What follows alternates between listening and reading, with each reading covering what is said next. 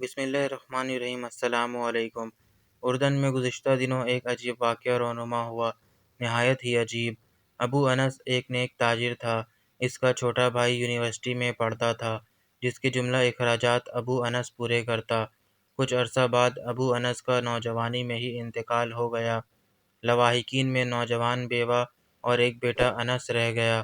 کچھ دن بعد ابو انس کا چھوٹا بھائی بھی اس کے گھر منتقل ہوا اور یہ آسرا دیا کہ مرحوم بھائی کی تجارت سنبھالنے کے ساتھ یتیم اور بیوہ کی کفالت بھی میں کروں گا۔ کچھ وقت تو معاملہ ٹھیک چلتا رہا، بعد میں اس کی نیت میں فتور آ گیا۔ اس نے چپکے سے ساری جائیداد اپنے نام کرائی اور راتوں رات سب کچھ فروخت کر کے امریکہ بھاگ گیا۔ پیچھے یتیم اور اس کی ماں سڑک پہ آ گئے۔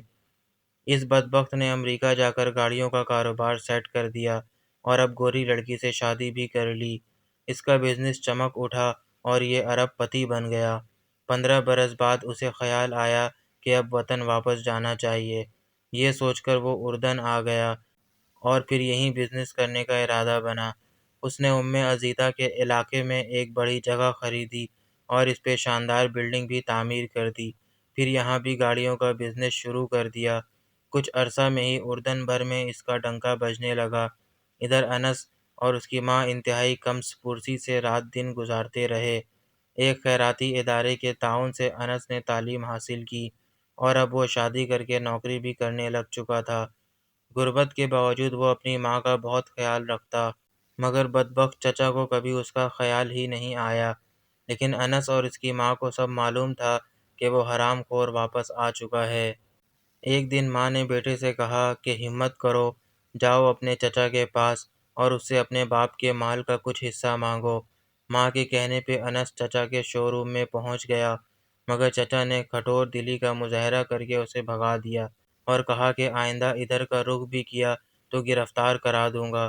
وہ بوجھل قدموں کے ساتھ ماں کے پاس واپس آیا اور سارا ماجرا سنایا۔ بیوہ سوائے بددعا کے کیا کر سکتی تھی؟ اس حرام خور بزنس مین نے اب اردن میں رہنے کا فیصلہ کیا تھا۔ وہ ایک جنت نما محل تعمیر کر چکا تھا اور اب اس نے بیوی بچوں کو اپنے پاس اردن بلا لیا۔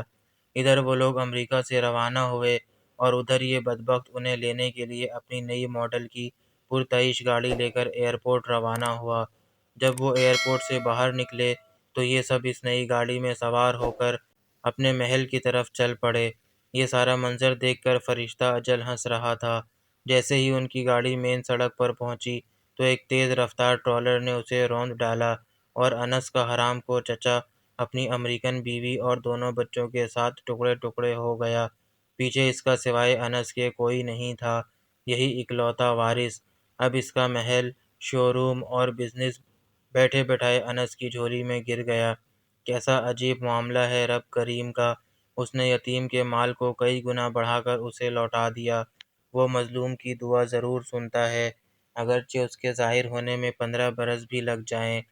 دوسرا یہ کہ وہ ظالم کو ڈھیل ضرور دیتا ہے، لیکن جب پکڑتا ہے تو سامان عبرت بنا کر چھوڑتا ہے۔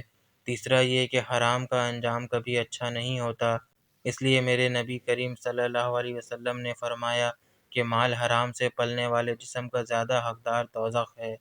اللہ پاک ہم سب کو حرام سے بچائے اور حلال ہی پہ اکتفا کی توفیق عطا فرمائے۔ اگر آپ کو یہ ویڈیو پسند آئی ہے تو لائک کریں، شیئر کریں اور سبسکرائب کریں۔ شکریہ۔